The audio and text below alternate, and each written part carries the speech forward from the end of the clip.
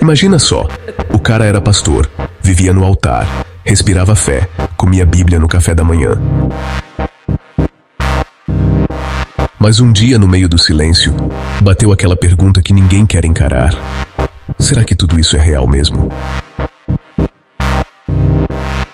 A partir daí, meu irmão, o bagulho ficou doido. Jason Ferrer, ex-pastor, hoje é um cara que virou a chave total. Não acredita mais em Deus e veio com um argumento pesado, vivência real e coragem de falar o que muita gente só pensa em silêncio. E esse papo reto, sem corte, sem maquiagem, rolou onde? No LendaCast, do brabo, do visionário, do monstro, Daniel Pires, o Lenda. Um podcast que não tem medo de botar o dedo na ferida e fazer geral pensar fora da caixinha. Já dá aquela passada lá, se inscreve, deixa seu comentário no podcast com a participação do Jason e fala que veio pelo Rebelião Ateísta. Então se prepara, porque o corte que tu vai ver agora é pura dinamite.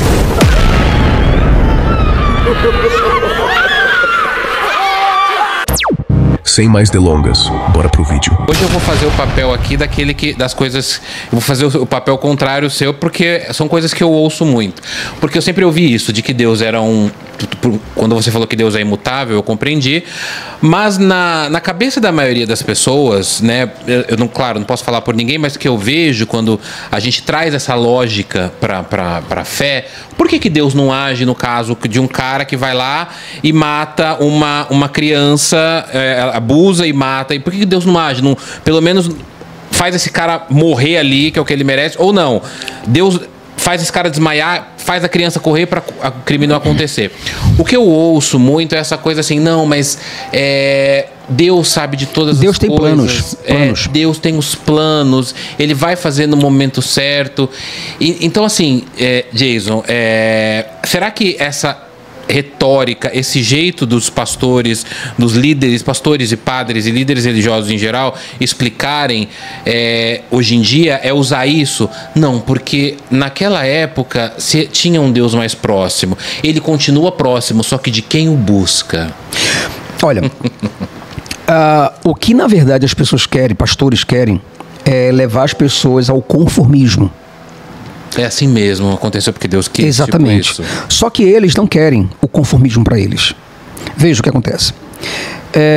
Deus cria mudo, surdo, tetraplégico, manda praga.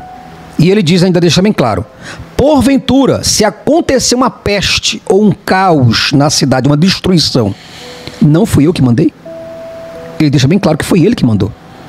Certo? E ele deixa claro que ele tem os seus planos. Mas se Deus de fato tem os seus planos, como Jesus, por exemplo, quando alguns discípulos perguntaram, Senhor, quem pecou? Quando ele viu um cego de nascença. Senhor, quem pecou? Foi ele? Isso na época de Jesus, né? Ou foi os seus pais? Jesus falou assim, nem ele, nem seus pais pecaram. Mas foi para que se cumprisse a glória de Deus na vida dele. O cara passou 39 anos cego. Minha idade. 39 anos. Sabe o que é Deus fazer o cara cego e ficar 39 anos cego? Mas era um plano de Deus. Deus queria que ele ficasse cego. Deus então, disse mas assim, isso é o conformismo. Mas veja que coisa. Hoje, se um camarada tem câncer, a primeira coisa que ele faz, vende tudo que tem para pagar o tratamento. Porque ele não quer o câncer na vida dele. Claro. Mas não é um plano. O pastor foi atravessar a pista, o carro. Bom! O que ele poderia fazer? Gente, não quero me ser levado para o hospital. É um plano de Deus, eu quero ser levado para a igreja. Entendi. Orar, deixa vamos orar. Morrer lá. Deixa eu morrer lá. É plano de Deus, eu não vou modificar nada. O cego modificou alguma coisa, Jesus falou, nem ele nem pecou, nem o pai dele pecou, nem a mãe dele pecou. Foi para que se cumprisse a glória de Deus, o plano de Deus. Jesus queria levar a pessoa ao conformismo também. Certo? Então o que acontece? E os discípulos entenderam que Deus tem os seus planos e que esses planos não podem ser mudados. E contestados. E contestados, exatamente. Então, o que acontece? Hoje, pastores têm plano de saúde. Planos de saúde... Caríssimos. Caríssimos. E outra, Edir Macedo, por exemplo, Não tem só plano de saúde, ele tem um hospital para ele. O Edir Macedo tem um hospital pra ele? Ele tem um hospital particular dele. Poderoso. Tem banco. Jura? Ele tem um banco. Ele tem um partido político, o Edir Macedo. Ele tem ele tem várias rádios no Brasil todo. Ele tem vários templos, várias casas, monumentos, certo? Esse cara é podríssimo de bilionário, de patrimônios que ele tem. Tudo isso porque desceu tudo, Fogueira Santa, tal. E essa história a pessoa já conhece, mas ninguém reconhece. O que é Fogueira Santa? Fogueira Santa, entregue tudo. Deixe tudo no altar. Eu trouxe até um áudio que está bem ali, mas está no meu celular. Se quiser pegar, a gente pega. Tudo bem. Que áudio é esse? O áudio do pastor pedindo para que o fiel deixe tudo. Ah, mas você tem conta para pagar? Não quero que você pague conta, não. Pensão alimentícia, não paga. Não pague nada. Entregue tudo que você tem, até o último centavo no altar do Senhor. Quando eu trabalhei com jornalismo um tempo, e quando eu trabalhava, eu lembro que teve um que me tocou muito, foi um vídeo de um pastor, não lembro se era de qual igreja que era, mas esse vídeo tá no ar, eu fiz a matéria disso, ele pede, você vai deixar o seu carro hoje aqui. Exato. A gente já tá ali com o jurídico, você vai passar pro nosso nome. Pro nome da igreja. Você vai voltar pro nome da igreja, você vai voltar para casa a pé ou de ônibus, problema seu, porque daqui a um mês você vai ter um carro muito melhor.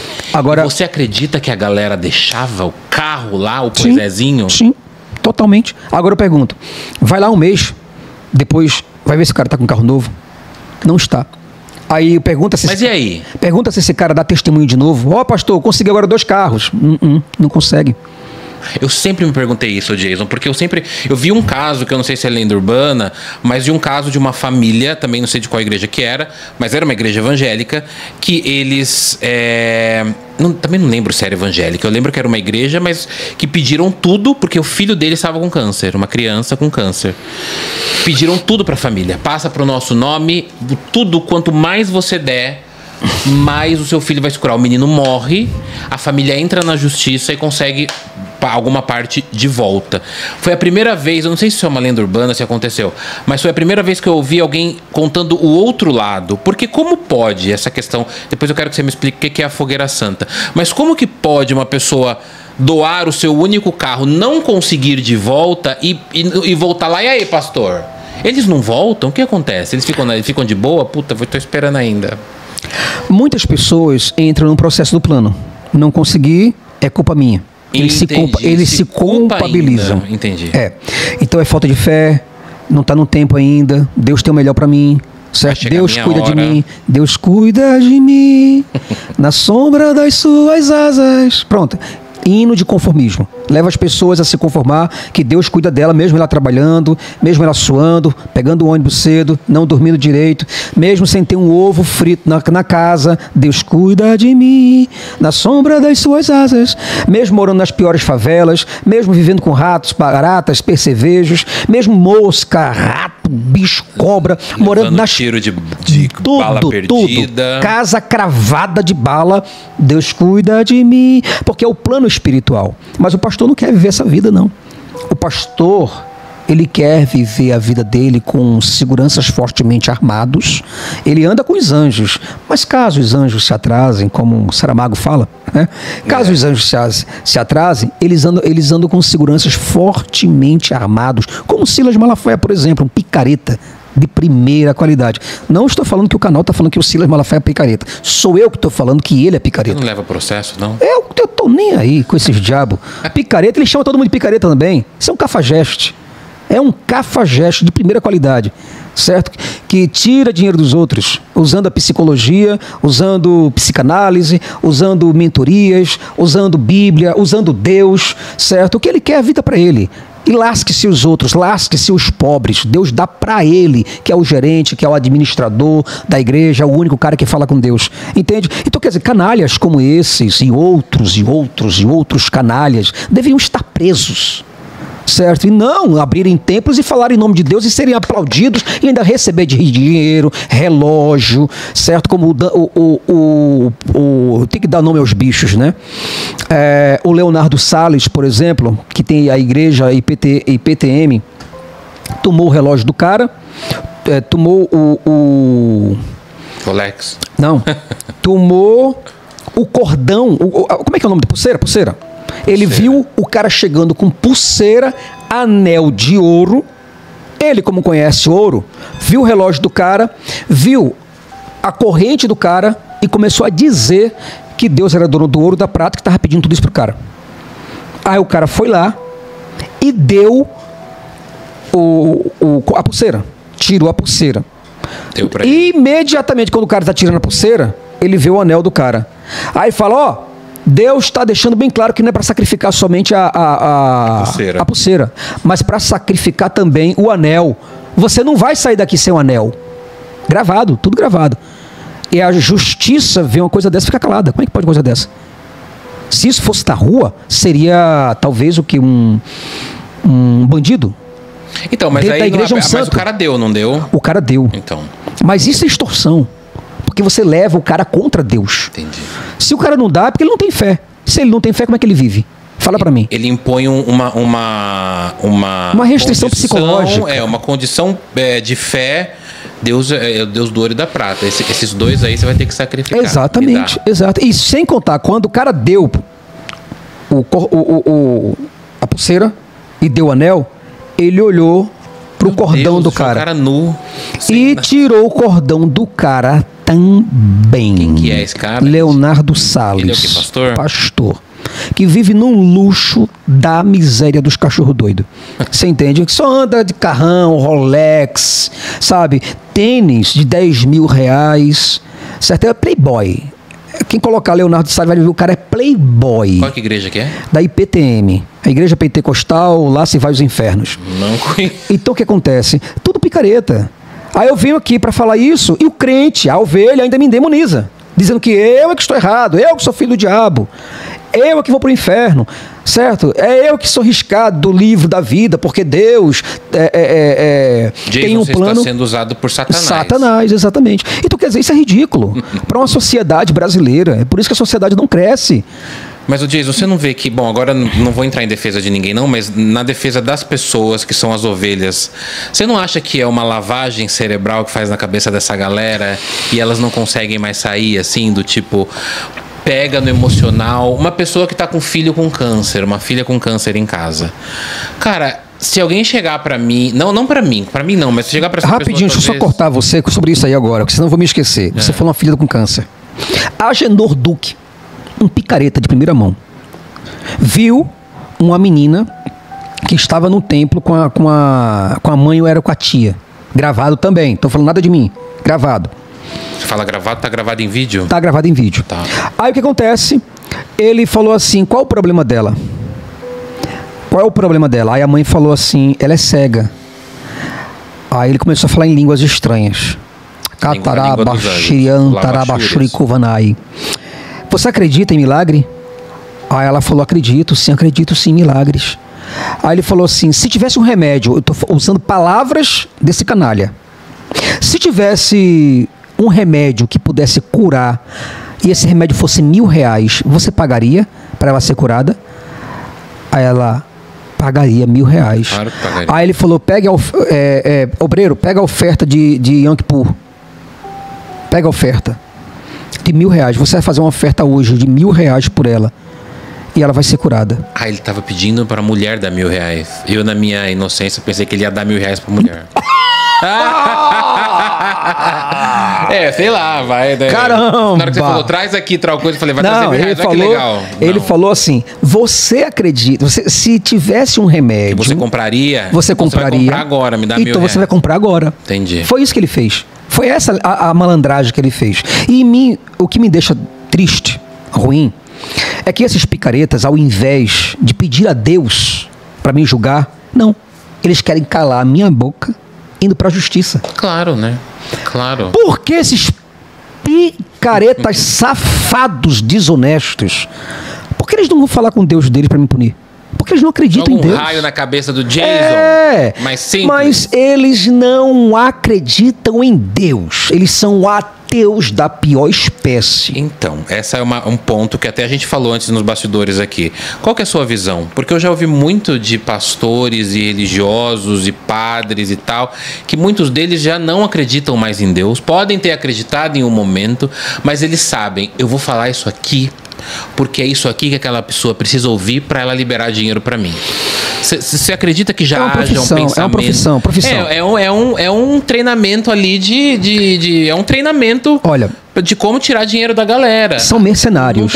Não tem Deus. Eles são dinheiro. Empresários, Daniel, empresários que têm clientes. E esses clientes precisam de ar-condicionado, cadeira fofinha, precisa de estacionamento, precisa de logística, propaganda, marketing, certo? Vendas de produtos. Tá. Então, uma igreja preta, marrom, azul, vermelha, luzes piscando. Pisca a luz pra gente aí, por favor. Só pra pisca a luz, tá. Isso aqui Pronto, um show. Exatamente, isso é o show. É o show. Então, eles vendem entretenimento para as pessoas, Daniel. Gente. Eles não estão ali para cultuar Deus. Eles são fariseus da pior espécie. Eles são pessoas de alta periculosidade. Esses mesmos caras que estão nos púlpitos, presta bem atenção, Brasil, no que eu vou falar para você. Esses mesmos caras, Daniel, que estão nos púlpitos pregando, enganando pessoas, com certeza, se eles não fossem pastores, seriam ladrões de banco. Estariam assaltando carro forte por aí, ou em motos, assaltando nos sinais de São Paulo por aí, ou batendo carteira. São as piores gentes que você possa imaginar. 2, pastor e político. Não estou falando que todo político é assim, que todo pastor é assim. Por favor, não generalize, tá certo? Existem muitas pessoas piedosas, gente que querem bem, pessoas que são muito devotas ao que acreditam. Mas esses picaretas não, cara. Eles querem arrancar o couro, eles são urubus. Eles querem arrancar o seu tutano, eles querem comer os seus olhos, eles querem chupar o seu sangue de canudinho, certo? Eles são caveiras mesmo, cara. Porque eu paro pra pensar o seguinte, se tiver alguém, vamos supor, vamos pegar essa situação que você falou, eu encontrar uma mãe com uma filha que não enxerga, que é completamente cega, e eu não tenho como, sabe, tentar tirar um dinheiro dessa mulher. Pelo amor de Deus.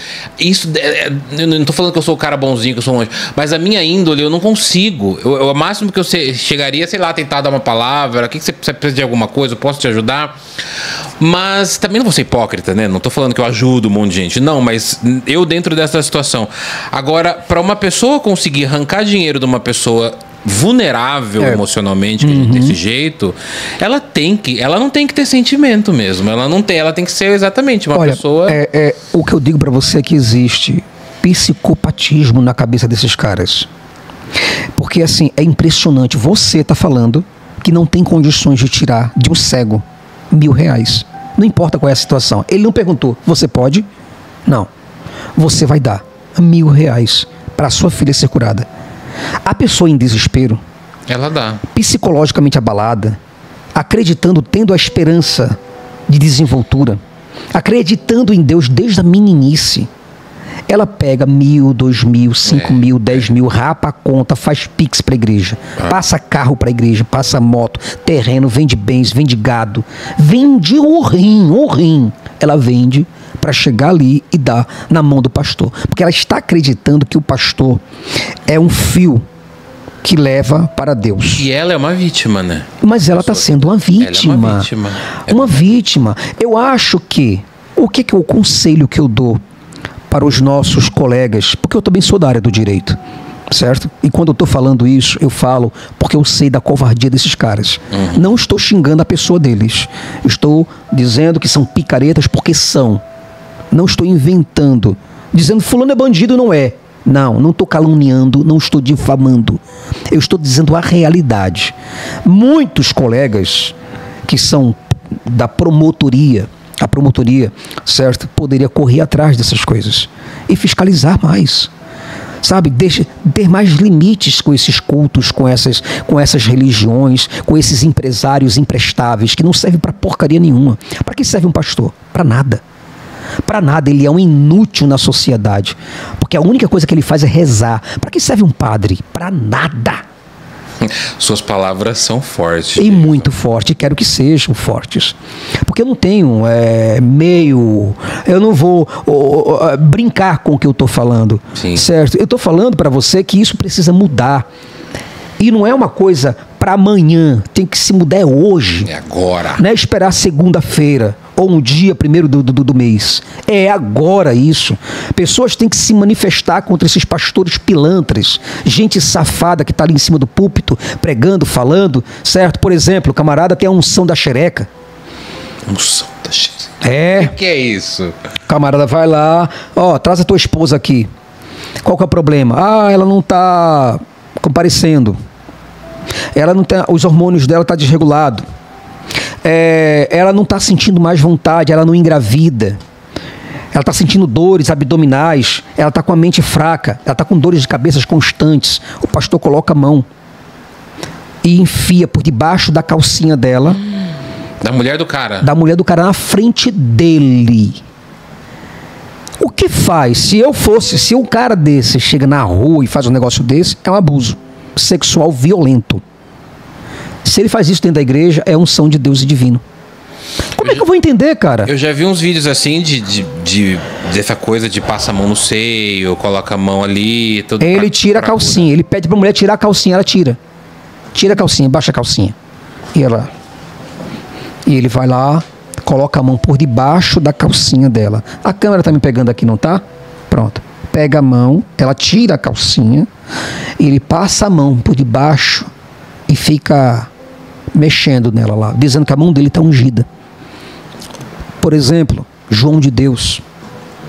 João de Deus, segundo o Ministério Público e segundo o que diz as acusações contra ele, foram mais de 600 mulheres onde isoladamente, privativamente, eram obrigadas a tocar no pênis dele, a fazer sexo oral, a entrar em uma espécie de mediunidade, eram tocadas, abusadas e tantas outras coisas. Isso por um líder religioso que fala com os espíritos. Certo? E internacionalmente conhecido. Internacionalmente conhecido.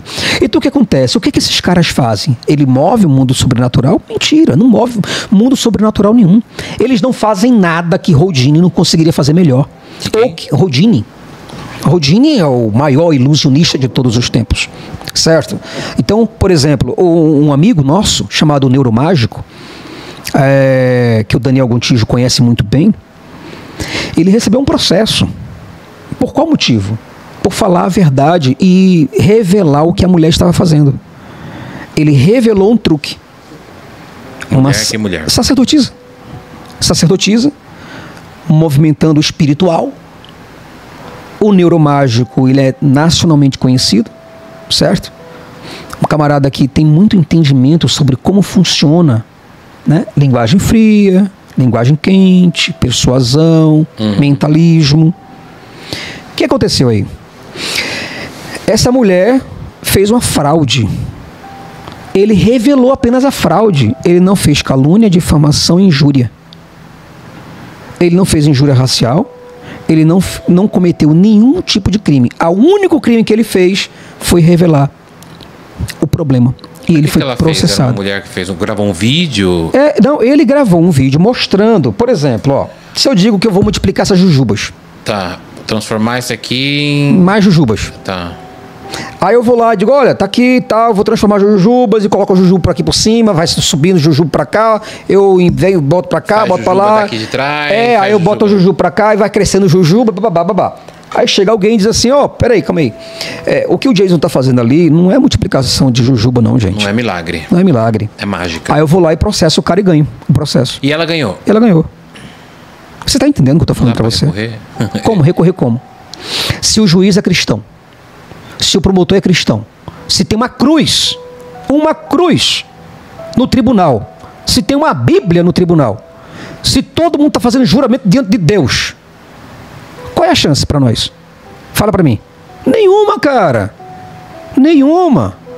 E esses caras deitam e rolam em cima disso, enganando as pessoas. E você, como uma pessoa que estudou, que é do direito, como vê isso, assim, a questão da... Crime. Não, sim, mas a questão da... Porque, na verdade, ela processou e ela ganhou. Então, quem comete um crime foi o neuromágico, na visão da justiça. Então, houve justiça nesse caso, por exemplo?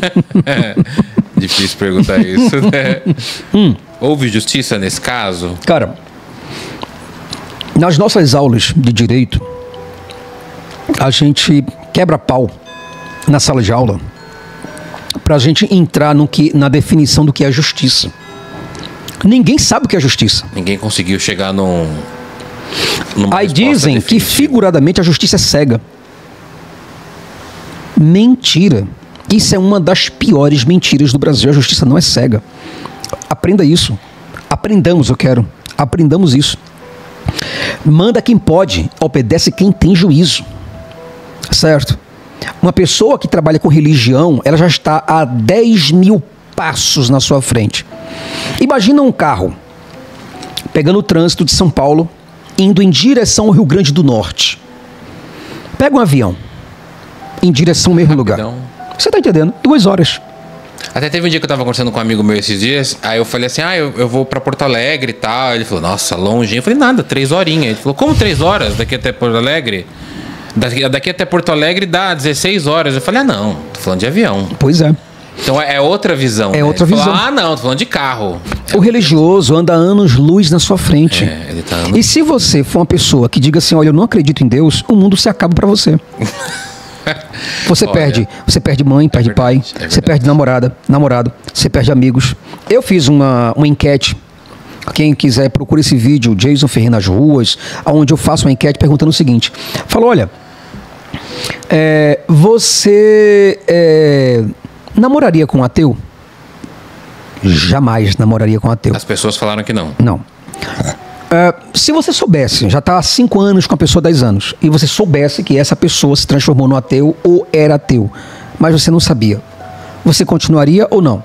A pessoa terminaria na hora. Aí eu perguntei o seguinte, Daniel. Eu falei, olha, qual foi a outra pergunta?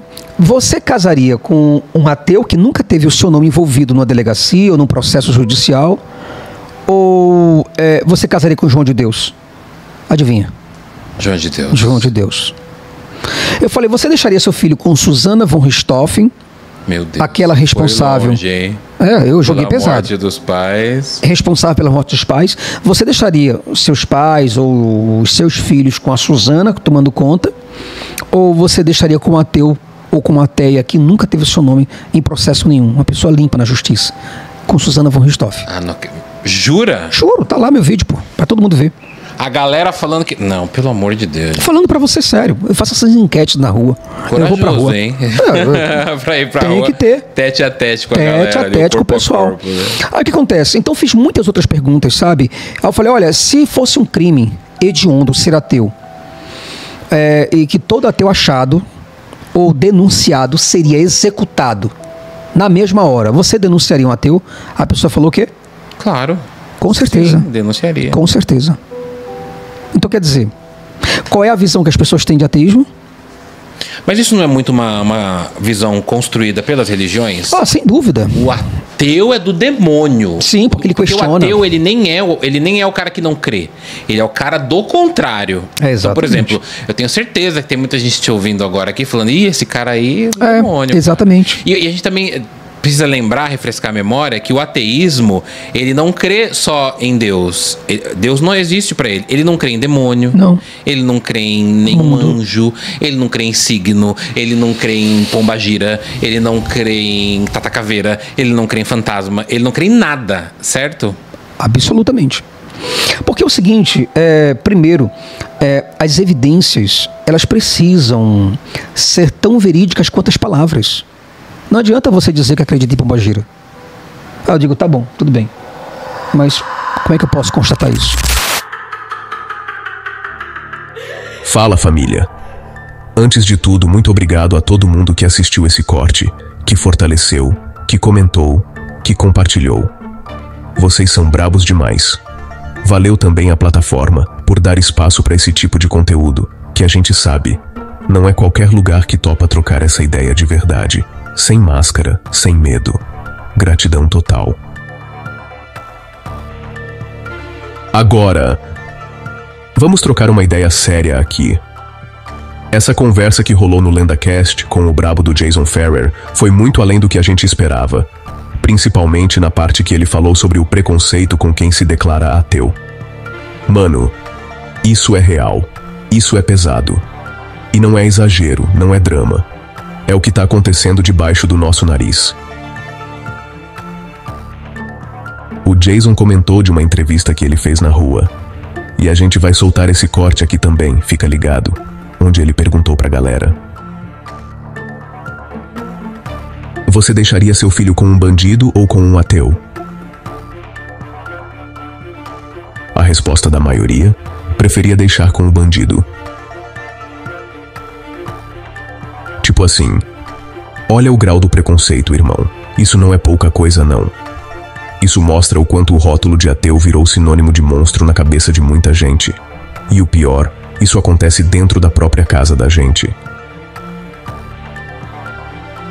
Jason contou que tem caso de casamento que acabou. Esposa que larga o marido quando descobre que ele virou ateu. Família que vira as costas. Pai, mãe, parceiro, parceira. Tudo mudando a forma de olhar pra você só por causa de uma crença ou da falta dela. E eu não tô falando de primo distante, tio que aparece no Natal. Tô falando de gente próxima, gente que diz que te ama.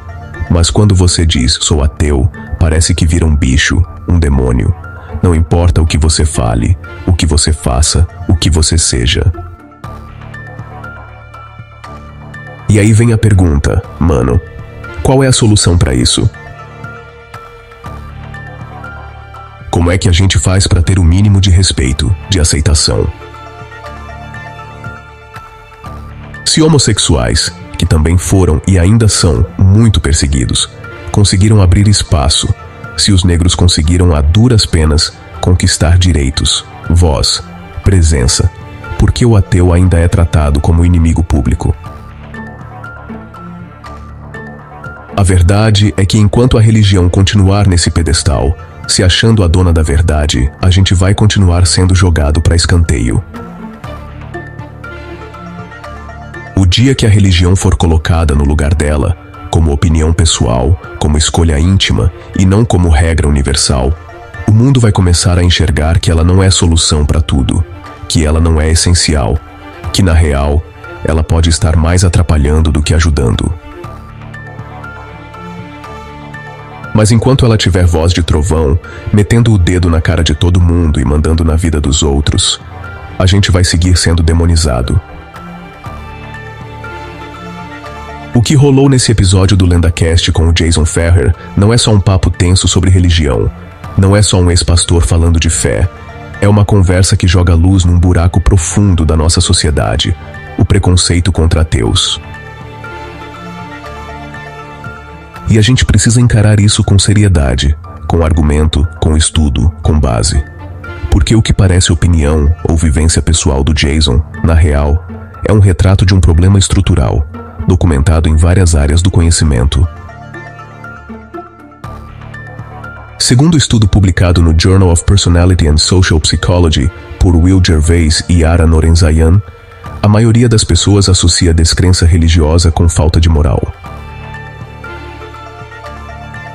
Os pesquisadores descobriram que, em diferentes culturas, inclusive em sociedades seculares, as pessoas tendem a imaginar que ateus são mais propensos a cometer atos moralmente repreensíveis, como assassinatos, traições, abusos. Ou seja, na cabeça da galera, não acreditar em Deus é sinônimo de não ter caráter. Isso que o Jason relatou, de ser visto como um demônio quando se assume ateu, tem base científica, mano. Tá lá no estudo. O link tá na descrição. E isso não é só psicológico. É cultural, é simbólico, é histórico. A religião foi, durante séculos, a única referência de moralidade que a humanidade tinha. E ainda hoje, em muitos lugares, inclusive no Brasil, a ideia de bem e mal vem da igreja, da Bíblia, da fé. Aí quando alguém diz não acredito em nada disso, o sistema entra em colapso. O cérebro da galera não sabe onde encaixar. Vira um erro no código. Se você não crê, então você não presta. Simples assim. O mais doido é que esse preconceito não tá só na rua, na internet ou no ambiente político. Ele mora na nossa casa. Tá no almoço de domingo. Tá no olhar da mãe, do pai, da esposa, do marido, quando você diz, eu sou ateu. E essa parte do episódio tocou fundo o casamento, acabando a amizade, terminando relação de pai e filho quebrada. Tudo porque alguém decidiu pensar por si e deixar a religião para trás. Tem um artigo da pesquisadora Isabella Cagliari, publicado na UFMG, que estuda justamente o impacto psicológico da saída da fé em contextos conservadores. Ela mostra que, muitas vezes, a pessoa que deixa a religião sofre um luto duplo, primeiro pelo rompimento da fé e depois pelo rompimento com a família, com o círculo social. É solidão real. Tem gente que vive um armário ateu, se escondendo da própria casa, igual gay se escondia nos anos 70. Pesado. E isso é negligenciado, mano. Ninguém fala. A dor do ateu não tem palco. Ele não é vítima oficial de nada, mas tá aí, carregando o estigma todo dia. Agora, vamos puxar pro lado jurídico. Porque tem muito crente que adora dizer, o Estado é laico. Vocês têm liberdade. Tem mesmo. Em teoria, sim. Mas vai ver na prática.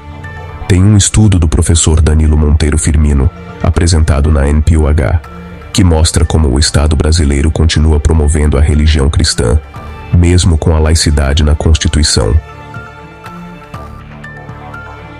Ele analisa escolas públicas, sessões da Câmara, cerimônias oficiais, e o que se vê é cruz, Bíblia, oração, pastor abençoando evento público. Então qual é a mensagem? A mensagem é: a norma é ser cristão, todo o resto é exceção. Por isso que quando alguém se assume ateu, parece estar se rebelando, mas na real, só está exercendo o direito de pensar diferente. Só que esse direito vem com o custo de ser tratado como traidor, como desviado, como anticristo. E a consequência prática: gente sendo demitida, excluída, desacreditada, demonizada. E se você acha que é exagero, escuta essa... Uma pesquisa publicada no Brasil pela Fundação Perseu Abramo mostrou que ateus estão entre os grupos mais rejeitados pela população brasileira, ao lado de traficantes e estupradores. Isso mesmo que você leu. Outra pesquisa, da Universidade de Minnesota, mostrou que os americanos confiariam mais em um muçulmano ou em um homossexual assumido do que em um ateu. Isso em um país democrático, secular, onde a liberdade de expressão é sagrada. Então, imagina no Brasil, onde o cristianismo ainda é sinônimo de moral? E, de novo, não é só preconceito de opinião, é preconceito com consequência prática. É gente que não consegue emprego, que perde guarda de filho em processo judicial, que é obrigada a fazer juramento religioso em concurso público, que é ridicularizada na TV. Ou que, como o Jason falou, é preterida em favor de um criminoso quando se trata de confiança. Agora vamos para o que importa. Como a gente muda esse cenário? Primeiro, a gente precisa de visibilidade. Quanto mais gente souber que ateus são pessoas comuns, honestas, boas, cuidadoras, mais o preconceito se dissolve. O mesmo processo que aconteceu com os negros, com os homossexuais, com as mulheres, exposição, fala, voz. O silêncio é o que nos mata.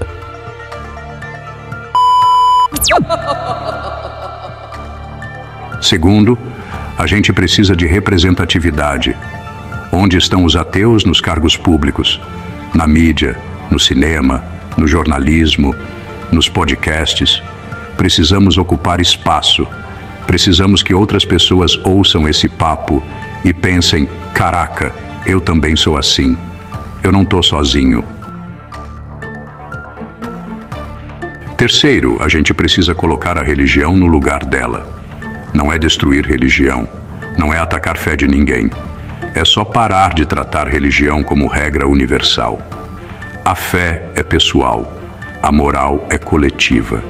E dá sim para ter ética sem fé, como mostram vários filósofos, de Kant a Nietzsche, de Bertrand Russell a Hannah Arendt. A moral pode e deve ser construída com base na razão, na empatia, na justiça social, não no medo do inferno. Quarto, a gente precisa do apoio da galera que está na fronteira. Tem muito cristão que é cabeça aberta, que entende o problema, que respeita o diferente. Essa galera é essencial para mudar o discurso de dentro. Não é guerra, é diálogo. Se o que a gente falou antes já dava para entender o peso do preconceito contra ateus, o caso do neuromágico que o Jason contou no LendaCast escancara a parada de um jeito absurdo. O que aconteceu com esse cara é simplesmente o retrato mais claro da desigualdade epistemológica e jurídica que a gente vive. Para quem não conhece, o neuromágico é um cara respeitado no Brasil.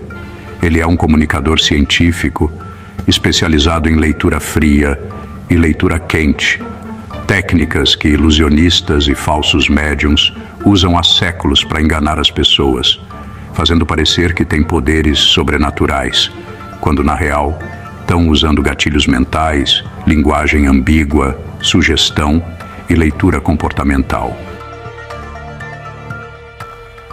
Então, o neuromágico já apareceu em vários programas e já desmascarou diversos supostos videntes, curandeiros, médiums e mágicos espirituais.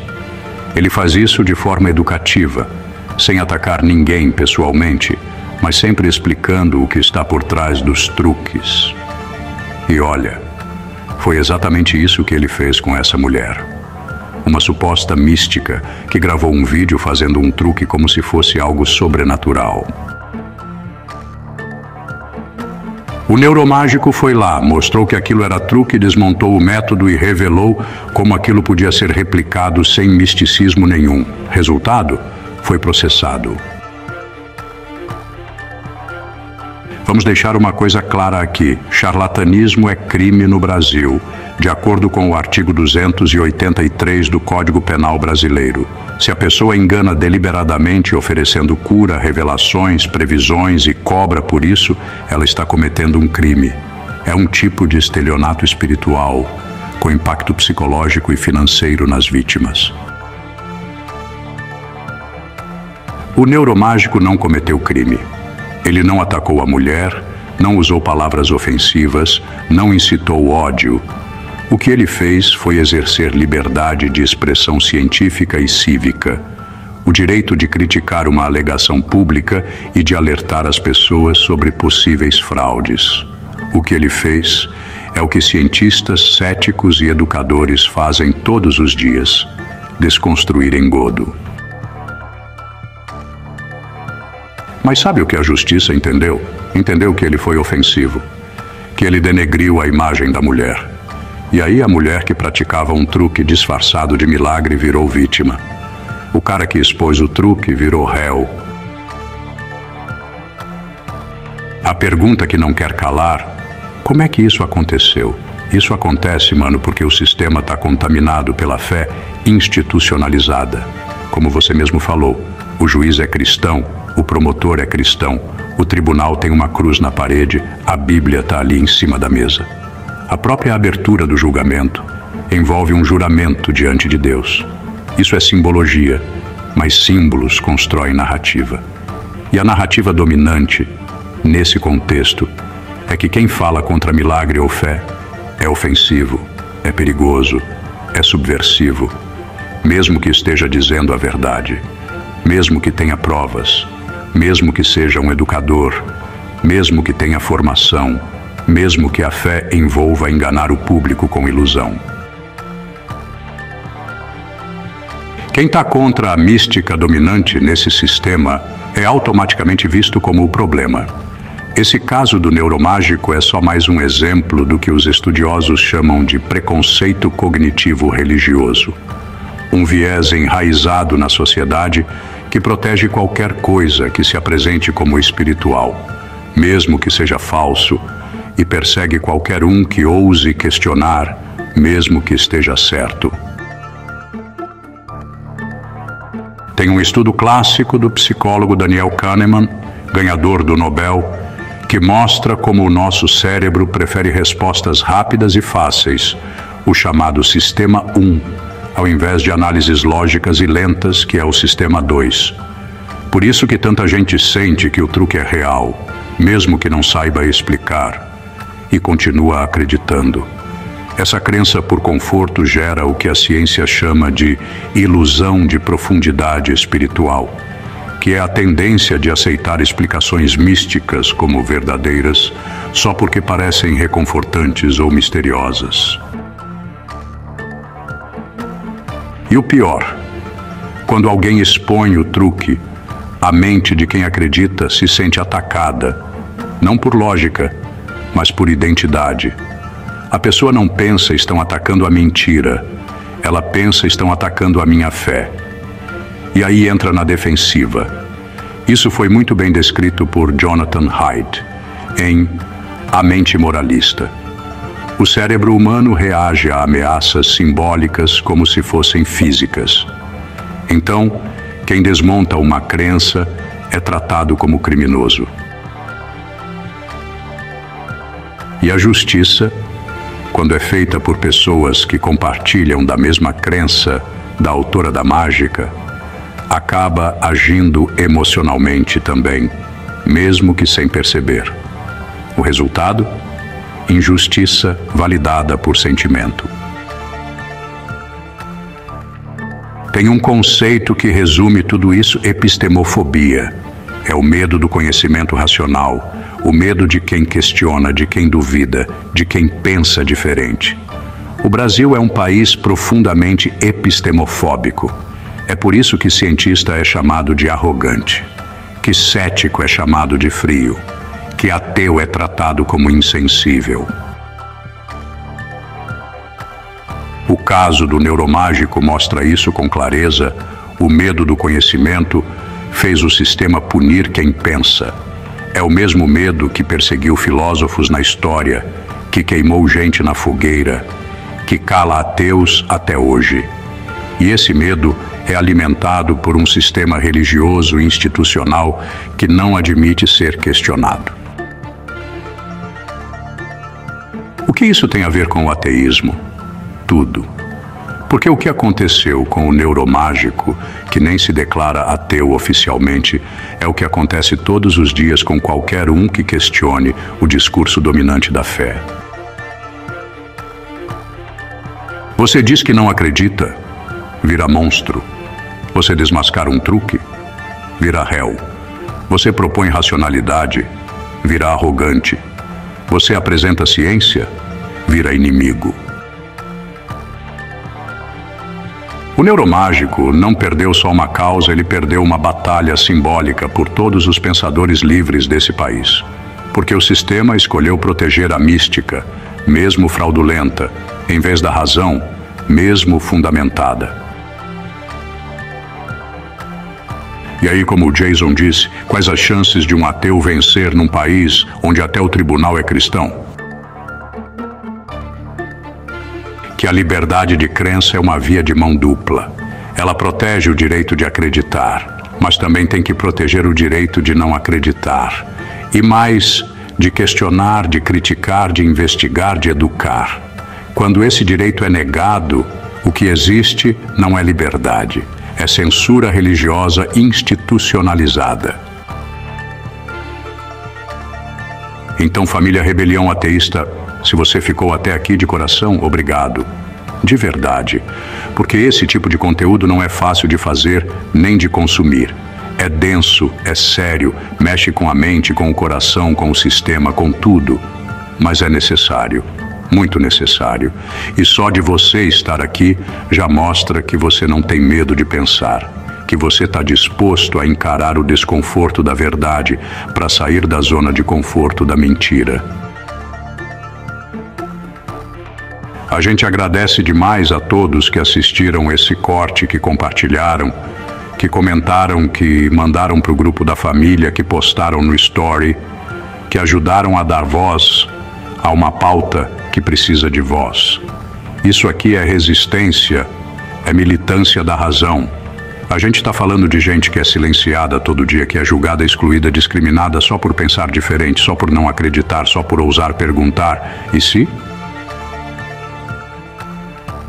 Um salve especial para o Jason Ferrer, que abriu o coração, a mente e a história no LendaCast, sem medo de se expor, de se posicionar, de tacar a real onde muitos ainda passam pano.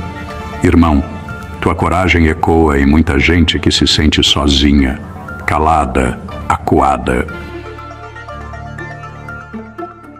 E claro, salve pro monstro, o brabo, o visionário, Daniel Pires, o Lenda, que abriu o espaço, que não tem medo de trazer tema pesado, que está fazendo história com esse podcast.